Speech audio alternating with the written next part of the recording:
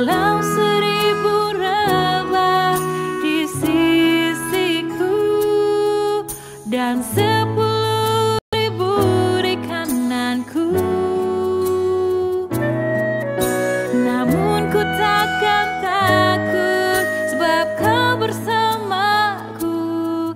Kaulah pelindungku.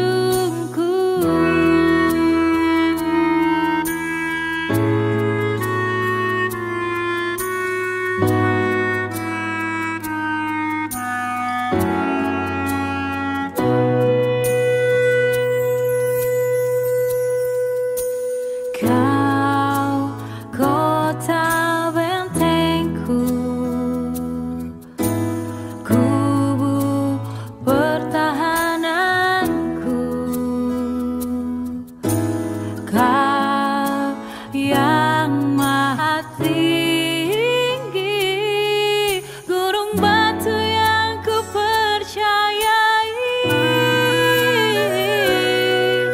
Walau 1000 rebah di sisiku dan 10.000 di kananku, namun ku takkan takut sebab kau bersamaku. Kaulah pelindungku. Kaulah kebenaran dan pengharapan yang memerdekakan.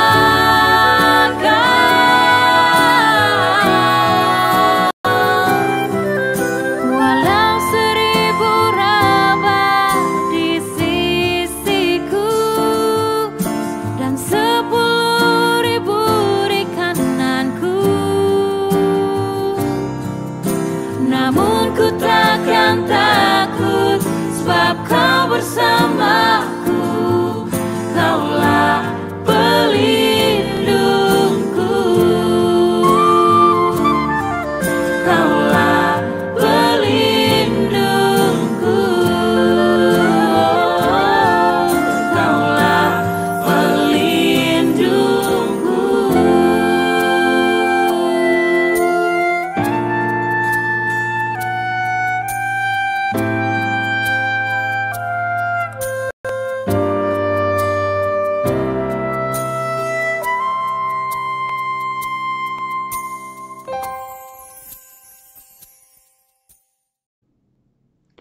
Shalom Bapak Ibu Saudara yang dikasihi dalam Tuhan Yesus Kristus, bertemu kembali dalam ibadah virtual Gereja Yesus Gembala.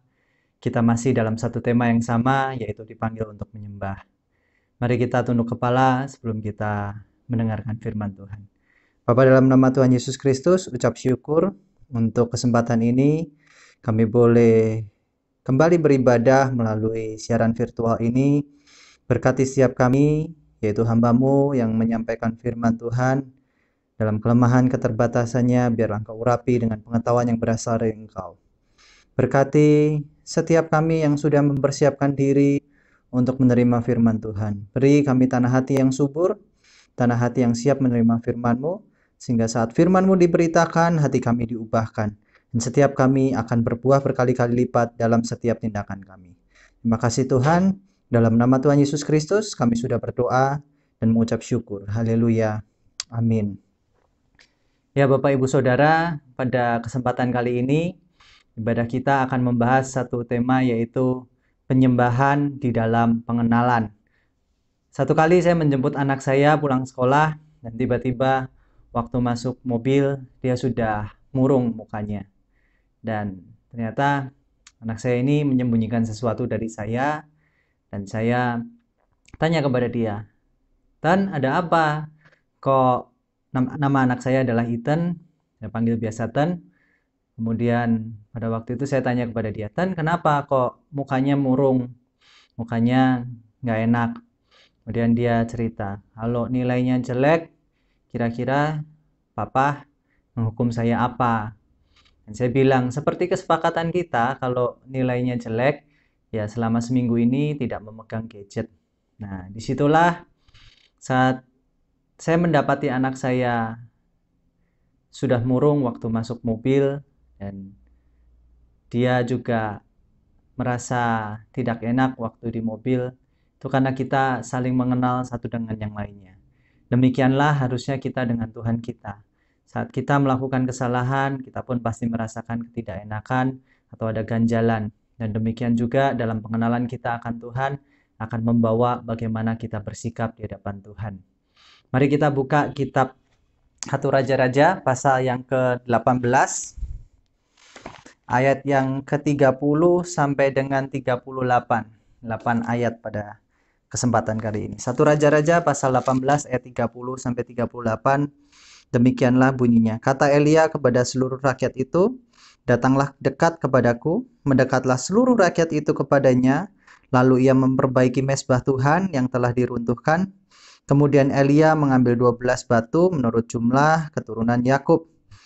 Kepada Yakub ini telah datang firman Tuhan, engkau akan bernama Israel.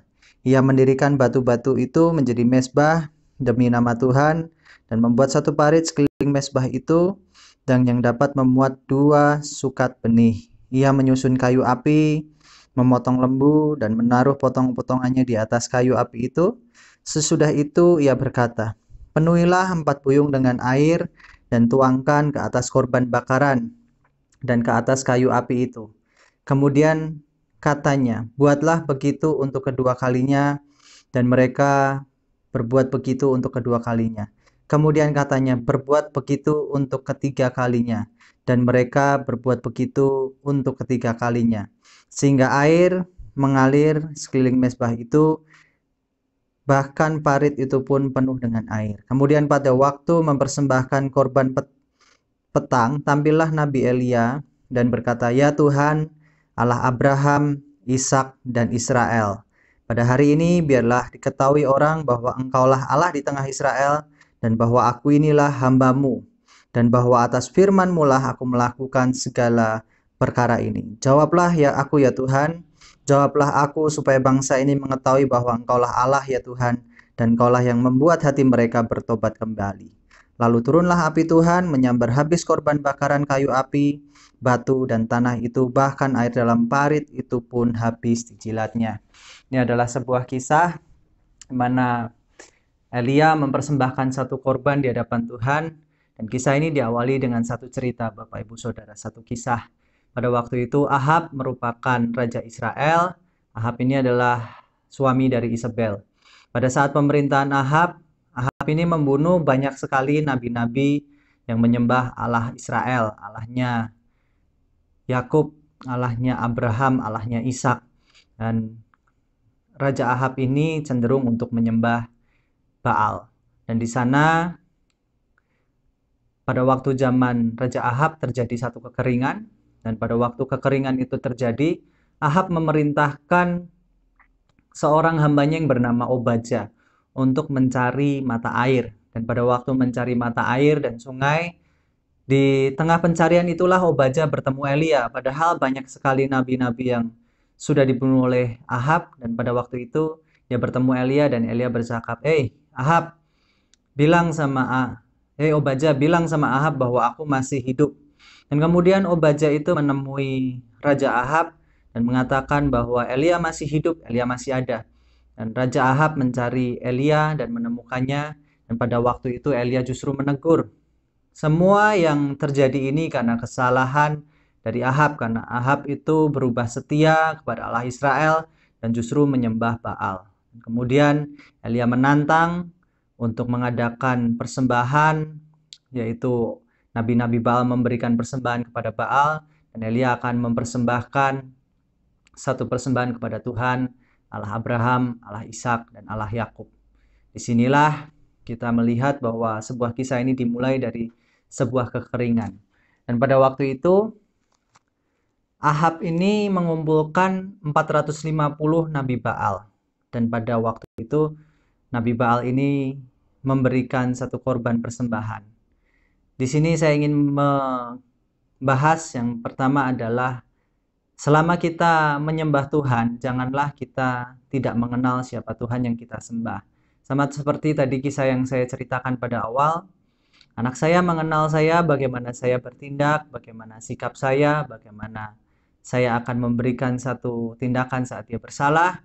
Dan demikian juga saya mengenal anak saya, bagaimana anak saya ini melakukan satu wajah atau memberikan satu emosi yang bisa saya tangkap ekspresinya, dan saya merasa bahwa anak ini sedih, itu karena pengenalan satu dengan yang lainnya. Demikian juga dalam penyembahan kita di dalam Tuhan. Jangan sampai kita ini menyembah tanpa kita mengenal Allah kita. Bagaimanakah Allah yang kita sembah? Hal yang pertama adalah saya ingin bawakan mengenai pengenalan akan Tuhan. Nah, waktu nabi-nabi Baal ini memberikan persembahannya kepada Baal, yang terjadi adalah menarik sekali. Mereka 450, kata Alkitab, dikumpulkanlah 450 orang penyembah Nabi Baal yang dikumpulkan oleh Raja Ahab. Dan Nabi Baal ini berkumpul membuat satu mezbah yang besar, mezbah yang indah, lebih bagus daripada yang Elia buat. Justru mereka mempersiapkan lebih baik. Dan kemudian yang dilakukan oleh mereka adalah dalam 1 Raja-Raja pasal 18 ayat yang ke-26 dikatakan demikian.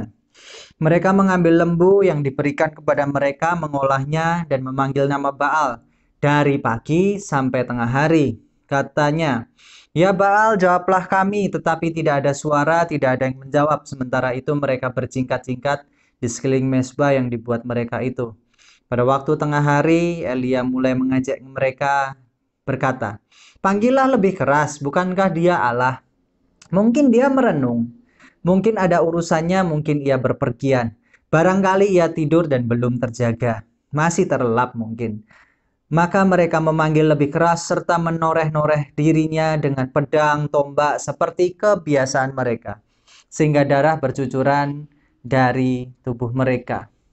Di sini kita melihat bahwa apa yang dilakukan oleh Nabi Baal ini 450 ini adalah satu hal yang menarik, Bapak Ibu Saudara. Bagaimana mereka itu dengan semangat membawa satu korban, dengan semangat mereka ini menginginkan korban mereka yang sudah mereka siapkan, yaitu lembu, sapi yang sudah dipersiapkan ini untuk diterima oleh Baal, yaitu Allah mereka. Allah di sini ditulis dengan Allah, huruf A-nya tanda kecil, huruf kecil, bukanlah Allah yang sesungguhnya.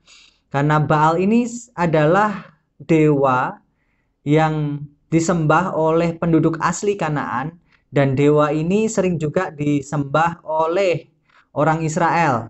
Nah, dewa Baal ini adalah dewa kesuburan. Dan menarik sekali bagaimana dewa kesuburan ini ternyata melempem atau tidak bisa membawa satu kesuburan bagi tanah Israel yang saat itu sedang kekeringan. Dan kisah ini bukanlah kisah yang begitu saja, tetapi memang benar saat kekeringan yang dibutuhkan adalah satu kesuburan di mana tanah itu memberi hasilnya. Dan Nabi Baal lah yang di situ mempunyai satu kekuatan yang mungkin mirip sama Tuhan yang kita sembah. Yang dilakukan oleh Nabi Baal ini adalah mereka berjingkat-jingkat, mereka bersorak-sorai, mereka melakukan tindakan penyembahan yang bersemangat. Bahkan mereka menggores-gores tubuhnya, mereka menoreh dan sehingga darah keluar dari badan mereka, dan itu pun dipersembahkan kepada Baal.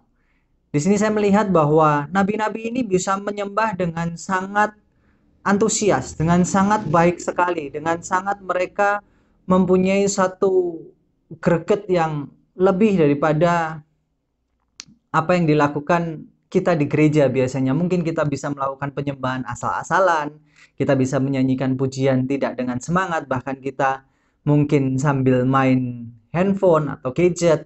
Dan Nabi Baal ini justru memberikan satu contoh, mereka mempunyai satu korban, satu semangat berkorban untuk dewa mereka.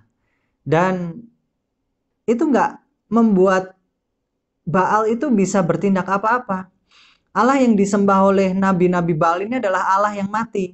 Bahkan dikatakan oleh Elia, "Apakah Baalmu, apakah Tuhanmu sedang tidur? Apakah Tuhanmu tidak mendengar tuli? Atau Tuhanmu sedang terlelap? Atau Tuhanmu sedang pergi kali?" Di sini Elia menggambarkan satu pengenalan bagaimana Allah yang Elia sembah adalah Allah yang mendengarkan, Allah yang selalu hadir, Allah yang tidak pernah terlelap. Elia ini menggambarkan yang pertama adalah Tuhan yang tidak terlelap. Di sini Elia mengutip satu Mazmur Daud yang ada di dalam Mazmur 121 ayat yang keempat, dikatakan demikian, sesungguhnya tidak terlelap dan tidak tertidur penjaga Israel. Elia mengutip bagaimana Raja Daud ini sebagai seorang penyembah yang sejati mengenal Tuhannya dengan sangat ajaib. Bagaimana Raja Daud ini dijagai hidupnya siang dan malam, dan dia tahu bahwa yang menjagai kerajaannya bukanlah pasukan-pasukannya, melainkan Allah yang tidak pernah terlelap, yang tidak pernah tertidur, yang menjaga Daud siang dan malam. Di sini Elia mengutip Mazmur Daud bahwa melalui pengenalan akan Allah yang benar yang terdapat pada Elia dan Daud, mereka menyadari bahwa Allah yang mereka sembah itu bukanlah Allah yang meninggalkan hidup mereka, Allah yang tidak pernah terlelap.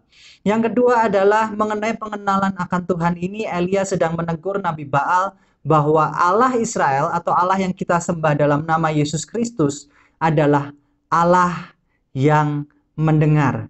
Dan ini dikutip lagi oleh Elia dari Mazmur 116 ayat yang kedua, dikatakan demikian. Sebab ia menyedengkan telinganya kepadaku, maka seumur hidupku aku akan berseru kepadanya. Elia dan Daud tahu sekali bahwa Allah itu mendengarkan jeritan atau mendengarkan doa umat-umatnya. Allah tidak pernah mengacuhkan permintaan umat-umatnya. Allah tidak pernah menutup telinganya akan setiap doa kita. Hanya saja di dalam doa kita tidak semuanya itu dijawab dengan kata-kata ya. Sama saat seperti mungkin anak saya meminta sesuatu kepada saya punya 3 jawaban. Yang pertama adalah ya, yang kedua tidak, yang tiga adalah tunggu saatnya. Dan ini juga terjadi pada Allah kita. Kalau satu permintaan itu baik dan harus dilakukan secepatnya, maka Tuhan akan menjawab ya. Tetapi kalau itu membawa sesuatu dampak yang buruk bagi kita, maka akan dijawab tidak oleh Allah. Tetapi kalau permintaan itu harus menunggu waktu yang tepat untuk diberikan jawaban, maka Allah akan memberikan jawaban, yaitu tunggu. Yang ketiga adalah Allah yang menyertai kita selalu. Ini diambil dari Matius dan dikatakan demikian. Sesungguhnya anak darah itu akan mengandung dan melahirkan seorang anak laki-laki, dan mereka akan menamakan dia Immanuel, yang berarti Allah menyertai kita. Matius pasal 1 ayat yang ke-23. Ini adalah sematan dari Yesus, Allah yang Immanuel, Allah yang beserta kita, Allah yang tidak akan pernah meninggalkan kita. Kalau kita menyembah Tuhan dengan pengenalan akan Tuhan, maka dalam kehidupan ini Bapak Ibu Saudara, kita akan merasa tenang dan aman karena kita tahu bahwa Allah kita adalah Allah yang tidak pernah terlelap dalam menjaga kita. Dia adalah Allah yang setia untuk menopang kehidupan kita siang dan malam. Sama seperti orang Israel pada waktu keluar dari Mesir, mereka disertai tiang awan dan tiang api, itu adalah penjagaan Tuhan 24 jam. Dan juga waktu kita berdoa, kita tahu bahwa Allah senantiasa mendengarkan doa kita. Jangan berpikir, Allah tidak pernah mendengarkan doaku. Mungkin apa yang kita minta itu bukanlah sesuatu yang akan membawa dampak yang baik terhadap hidup kita. Maka Allah memberikan jawaban tidak. Dan menariknya adalah Allah yang kita sembah dalam Yesus Kristus ini adalah Allah Immanuel. Allah yang menyertai, Allah yang selalu menaungi, Allah yang beserta kita, yang tidak pernah meninggalkan kita. Betapa menariknya kita ini selalu disertai Tuhan. Tuhan sudah memberikan Roh Kudus dalam hidup kita, ada di hati kita. Disitulah Allah tidak akan pernah meninggalkan kita. Hal yang kedua adalah pengenalan yang benar akan membawa kepada iman yang benar. Kalau kita mengenal Tuhannya yang secara benar, pengetahuan kita akan Tuhan benar, maka iman kita pun akan tumbuh secara benar. Sikap hati kita pun akan tumbuh secara benar. Karena pada waktu Nabi Baal itu memberikan persembahan, mereka menari-nari, mereka berjingkat-jingkat, mereka melakukan atraksi yang hebat, mereka bahkan menorehkan tubuhnya, mengiris tubuhnya dan mencurahkan darah mereka untuk menarik Baal itu untuk membakar persembahan dari nabi-nabi Baal ini. Elia nggak melakukan hal yang sama. Elia tenang, Elia tahu siapa Allah yang disembahnya, dan melalui pengalaman iman Elia dan melalui pengenalan yang benar Elia akan Allahnya, maka Elia justru melakukan sesuatu yang mencengangkan. Katakan dalam 1 Raja-Raja pasal 18 ayat yang ke-35 dikatakan demikian. Sehingga air mengalir sekeliling mezbah itu, bahkan parit itu pun penuh dengan air. Kemudian pada waktu mempersembahkan korban petang, tampillah Nabi Elia dan berkata, "Ya Tuhan, Allah Abraham, Allah Israel, pada hari ini biarlah diketahui orang bahwa Engkaulah Allah di tengah-tengah Israel, dan bahwa aku ini hamba-Mu, dan bahwa atas firman-Mu lah aku melakukan segala perkara ini." Di sini kita melihat yang Elia lakukan bukannya saat sudah siang itu mulai berlalu, Elia melihat bahwa Nabi Baal itu memberikan persembahan yang kering, yang sudah dipanggang oleh teriknya matahari. Kalau musim kemarau tentu saja yang namanya panas matahari itu begitu panas, Bapak Ibu Saudara. Tapi justru Elia ini mempersembahkan korban itu justru setelah petang itu lewat, bahkan dikatakan itu sore hari, di mana matahari sudah mulai terbenam. Yang dilakukan Elia lebih mencengangkan lagi. Dia membangun bait-bait persembahan itu yang sudah diruntuhkan itu dia bangun kembali, dan kemudian dia menaruh 12 batu menurut jumlah suku Israel. Kemudian dia mempersiapkan daging, mempersiapkan benih, mempersiapkan segala macam, dibikin parit di sekitarnya, dan kemudian dia menyuruh hamba dari Elia ini atau abdi dari Elia ini untuk mengguyur dengan air. Bukan cuma 1 kali, bukan cuma 2 kali, 3 kali diguyur air sampai parit-paritnya itu pun tergenang oleh air. Bukankah ini sesuatu yang mencengangkan saat Elia melakukan satu tindakan seperti itu? Harusnya Elia justru mengeringkan. Secara logika, kalau ini udah mulai sore nih, harusnya dikeringkan. Supaya apa? Supaya Tuhan lebih mudah membakar korban persembahan yang Elia bawakan. Tetapi Elia kenal sekali siapa Allah yang disembahnya adalah Allah yang hidup, Allah yang memberikan perintah dan tidak akan pernah mengecewakan Elia, karena dikatakan bahwa demikian, bahwa atas firman-Mu lah aku melakukan segala perkara ini. Jadi di sini Elia tidak memberikan persembahan ini karena keinginan dirinya, tapi Elia memberikan korban persembahan ini karena perintah Tuhan. Dan yang menarik adalah demikian, Elia memanggil Allahnya dengan sebutan "Ya Tuhan, Allah Abraham, Ishak." Yang dinamakan Allah Abraham dan Ishak adalah perjalanan iman seorang bapa orang beriman. Abraham pada waktu itu, kalau kita membahas mengenai Abraham dan Ishak, adalah satu kali Abraham itu diuji imannya oleh Tuhan. Dia diuji imannya untuk mempersembahkan Ishak, anaknya yang tunggal, anaknya yang pertama dan yang satu-satunya, untuk dipersembahkan kepada Allah. Pada waktu itu Abraham mengajak Ishak untuk naik ke gunung Moria dan sudah membawa kayu untuk dibakar, membawa segala sesuatu untuk naik gunung. Tetapi pada waktu perjalanan di tengah gunung, Ishak bertanya, "Bapa, manakah korban persembahan?" Dan waktu itu Abraham menjawab, "Tuhan yang menyediakan." Dan benar, pada waktu Abraham ingin membunuh Ishak sebagai tanda berserah, tanda iman, Tuhan menyediakan satu domba pengganti Ishak. Di sini kita melihat Bapak Ibu Saudara, yang namanya Jehovah Jireh itu adalah Allah yang menyediakan tepat pada waktunya. Dan Elia menyematkan panggilan kepada saat dia memanggil Allahnya dengan Allah Abraham dan Allah Ishak. Itu adalah dia mengingat bahwa Tuhanlah yang menyediakan untuk siapa yang membakar korban yang dibawa oleh Elia. Yang kedua adalah saat Elia menyebut Allah Yakub. Saat kita membaca kisah Yakub, yang terkenal adalah 2 peristiwa. Yang pertama adalah peristiwa akan Yakub itu menipu Esau. Yang kedua adalah di mana kisah Yakub diubahkan namanya menjadi Israel karena dia bergumul semalam-malaman dengan Tuhan dan akhirnya dia menyerahkan rencana yang ada pada Tuhan. Di sini disebutkan Allah Israel, di mana itu adalah perjumpaan Yakub dengan Allah yang bergumul dengan Allah, dan mereka bergumul semalam-malaman, dan disitulah nama Yakub diubahkan menjadi Israel, nama yang membawa satu janji.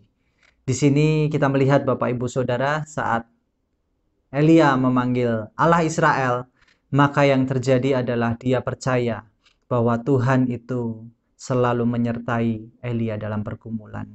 Iman dan pengenalan membuat kita tetap percaya kepada Tuhan, Bapak Ibu Saudara. Tanpa pengenalan yang benar, tanpa kita mengerti siapa Allah kita akan sering kebingungan. Kita akan sering mudah bimbang. Saat kita ada di masa-masa sekarang ini, mari kita jangan mudah ragu-ragu untuk mendekat kepada Tuhan. Karena Dia Allah yang selalu mendengarkan doa kita. Dia Allah yang selalu ada bagi kita. Dia adalah Allah yang selalu menjagai kita. Dan di masa-masa ini Bapak Ibu Saudara, justru kita ini sedang diuji imannya, justru kita ini sedang dipanggil untuk menyembah Tuhan lebih lagi. Kita dipanggil untuk tetap setia dalam iman kita dipanggil untuk tetap bersemangat di hadapan Tuhan, bahkan menjaga api penyembahan kita. Jangan sampai di dalam kehidupan yang mulai surut ini, mulai di mana-mana berita tidak baik mulai muncul, kita justru ketakutan. Justru bangun iman kita, bangun saat teduh kita, bangun penyembahan kita. Kita percaya Dia adalah Allah yang menjagai kita. Dia adalah Allah yang menolong dan menopang kita. Dia adalah Allah yang tidak pernah meninggalkan kita. Sehingga iman kita ini terbangun dan kita ini akan menyikapi segala sesuatu ini dengan cara yang benar. Hal yang ketiga adalah kalau kita udah mengerti akan pengenalan akan Tuhan, membawa sikap iman yang benar, maka hal yang ketiga adalah kalau kita mengenal Tuhan, maka kita akan mengerti tujuan Tuhan. 1 Raja-Raja pasal 18 ayat yang ke-37 dikatakan demikian. Jawablah aku ya Tuhan, jawablah aku supaya bangsa ini mengetahui bahwa Engkaulah Allah ya Tuhan, dan Engkaulah yang membuat hati mereka tobat kembali. Di balik semua yang Elia lakukan, di mana dia menyiram air di korban persembahannya, di mana dia memanggil Allah Israel, Allah Ishak, Allah Abraham, itu bukanlah untuk kemuliaan nama Elia. Elia ini seorang nabi yang dikenal sekali karena kuasanya dalam doanya, dalam segala sesuatu yang dia lakukan, bahkan mujizat-mujizatnya banyak sekali. Dan Elia ini adalah seorang nabi yang cukup dahsyat pada masa pelayanannya. Tapi Elia tidak pernah mencari ketenarannya. Justru Elia mengatakan bahwa Engkaulah Allah ya Tuhan, Engkaulah membuat hati mereka bertobat. Elia melakukan penyembahan karena dia tahu bahwa apa yang dia lakukan itu untuk Tuhan, bukan untuk dirinya, bukan untuk kepentingan dirinya. Justru Elia melakukan segala sesuatu itu tidak memandang apa yang akan didapatnya. Hal ini terjadi pada waktu Elia bertemu dengan Ahab. Pada waktu dia bertemu raja, justru Elia itu menegur raja, ini semua yang bikin kekeringan adalah sikapmu karena engkau berubah setia kepada Allah Israel dan justru engkau menyembah Allah orang Kanaan yang dimana dia adalah dewa kesuburan. Dan ternyata sekarang lihat bagaimana engkau membuat kekeringan bagi negerimu. Kita melihat bahwa Elia ini diutus Tuhan untuk mengembalikan hati orang Israel kepada Tuhan. Bapak Ibu Saudara, kalau kita melihat mungkin masa kekeringan yang kita hadapi, mungkin masa kesusahan yang kita hadapi, justru dipakai Tuhan untuk kita ini makin dekat sama Tuhan. Kalau kita merasa, oh iya ya, justru saya tertegur pada masa-masa sekarang. Dulu saya lebih sering mengandalkan keuangan saya. Dulu saya lebih mengandalkan jabatan saya. Sekarang pada masa seperti ini saya tidak bisa mengandalkan apa-apa. Saya hanya bisa mengandalkan Tuhan. Itu adalah teguran, sama seperti Elia juga menyatakan bagaimana orang Israel harus bertobat kembali. Bahwa Baal yang biasanya itu adalah yang menyediakan yang subur, menyediakan yang baik, menyediakan makanan, tidak bisa berguna lagi. Dan pada waktu Elia ini memberikan satu demonstrasi kuasa Tuhan yang menarik, Elia cuma punya satu tujuan, mewartakan bahwa Tuhan itu yang membuat mereka bertobat kembali melalui peristiwa kekeringan. Dan inilah yang terjadi pada waktu itu. Kemudian setelah Elia berdoa, yang terjadi adalah 1 Raja-Raja pasal 18 ayat yang ke-45. Maka dalam sekejap mata langit menjadi kelam oleh awan badai, lalu turunlah hujan yang lebat. Ahab naik ke kereta lalu pergi ke Yisrael. Di sini kita melihat Bapak Ibu Saudara, penyembahan sejati dari seorang penyembah yang benar, yang mengenal akan Tuhannya, itu tidak akan pernah sia-sia. Justru saat penyembah-penyembah benar yang mengenal Allahnya itu menyembah dengan segenap hatinya, membawa satu korban syukur di tengah kekeringan, Tuhan tidak akan tinggal diam. Kekeringan harusnya diselesaikan oleh Baal sebagai dewa kesuburan, tetapi Baal tidak bisa melakukan apa-apa. Allah Israel, Allahnya Abraham, Allahnya Ishak, Allah yang kita sembah dalam nama Yesus, Dia bisa memberikan hujan tepat pada waktunya. Sama seperti saat kita mengalami situasi yang mungkin masa-masa yang kurang mengenakan ini, Dialah satu-satunya jawaban bagi kita. Bapak Ibu Saudara, kenallah Tuhan kita dengan benar. Bukan untuk kita ini mencari kemudahan-kemudahan, tetapi justru kita membangun iman kita dengan benar. Tuhan gak akan pernah tinggalkan anak-anaknya kelaparan. Bahkan dalam Mazmur dikatakan, keturunan orang benar ini tidak akan pernah meminta-minta. Justru kita ini makin hari makin membaca Alkitab, kita makin mengenal siapakah Tuhan yang menyediakan dalam kehidupan kita, Tuhan yang memelihara kehidupan kita. Kita ini justru makin tangguh menghadapi segala situasi. Iman kita makin bertumbuh dalam situasi yang tidak enak ini. Justru kita makin berserah kepada Tuhan. Bukan kita ini makin kebingungan akan situasi ini. Justru kita makin dekat sama Tuhan, kita cari Tuhan dengan lebih dan lebih lagi. Itu yang dimau Tuhan dalam keadaan sekarang. Biarlah kita ini boleh membawa kehidupan kita, kesedihan kita, hancur hati kita. Sebab Dia adalah Allah yang tidak memandang rupa, tidak memandang apa yang kita miliki, tapi Dia memandang hati yang hancur yang datang kepadanya, hati yang mau bertobat. Kalau kita tertegur saat ini, mari datang pada Tuhan, karena Dia Tuhan yang selalu ada bagi kita, Tuhan yang menyertai kita, Tuhan yang mendengarkan kita, Tuhan yang menjaga kita siang dan malam. Sebagai kesimpulan Bapak Ibu Saudara, kalau Elia menyembah dalam pengenalan, mari kita punya pengenalan akan Tuhan. Karena menyembah dalam pengenalan akan Tuhan akan mendewasakan iman kita, menumbuhkan iman kita, sehingga kita percaya penuh kepada Tuhan dan hidup kita ada dalam pemeliharaan Tuhan. Mari kita Bapak Ibu Saudara, jangan sampai kita ini justru dalam masa kesusahan kita malah justru kecewa sama Tuhan. Justru ujian-ujian yang sedang kita alami ini bukanlah ujian-ujian yang luar biasa. Ini adalah ujian yang biasa yang kita bisa lalui selama kita bersama dengan Tuhan yang kita sembah. Karena Dia adalah Allah yang mengasihi, Allah yang memberkati, Allah yang menolong kita. Jangan patah semangat, tetap kita menyembah Tuhan dalam pengenalan yang benar. Mari kita tunduk kepala, firman Tuhan sudah selesai. Biarlah Roh Kudus memberikan satu rema kekuatan bagi kita. Mari kita tunduk kepala berdoa. Bapa, dalam nama Tuhan Yesus Kristus, hamba-Mu selesai berbicara, tapi biarlah Roh-Mu yang kudus selalu mengingatkan kami Tuhan, bahwa Engkaulah Allah yang menjaga kami, Allah yang menaungi kami, Allah yang menolong kami, yang selalu mendengarkan setiap doa kami.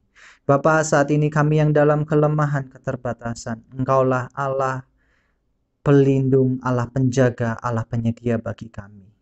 Kami yang dalam hilang pengharapan, Engkaulah harapan kami satu-satunya. Kalau kami dalam sakit, Engkaulah Allah penyembuh kami. Kami percaya bahwa Engkau sanggup melakukan lebih dari apa yang kami pikirkan. Engkau menyediakan menurut kekayaan dan kemuliaan-Mu bagi kami semua. Terima kasih Tuhan. Sebentar kami akan berpisah, biarlah kasih anugerah, penyertaan dari Allah Bapa di surga, pengampunan dosa, berkat dari Tuhan Yesus Kristus, pertolongan dan penghiburan dari Allah Roh Kudus menyertai, memberkati kami semua. Terima kasih Tuhan, dalam nama Tuhan Yesus Kristus kami sudah berdoa dan mengucap syukur. Haleluya. Amin. Bapak Ibu Saudara, ibadah virtual pada kesempatan kali ini kita sudah mendengarkan mengenai pengenalan dalam penyembahan. Tetaplah kita ini belajar mengenai karakter-karakter yang ada pada Tuhan kita. Semakin kita mengenal karakter Tuhan, semakin kita berserah kepada Dia. Tetap kita belajar dari rumah, bekerja dari rumah, beribadah dari rumah, dan selalu kita tetap semangat dan setia menyembah dari rumah. Tuhan Yesus memberkati.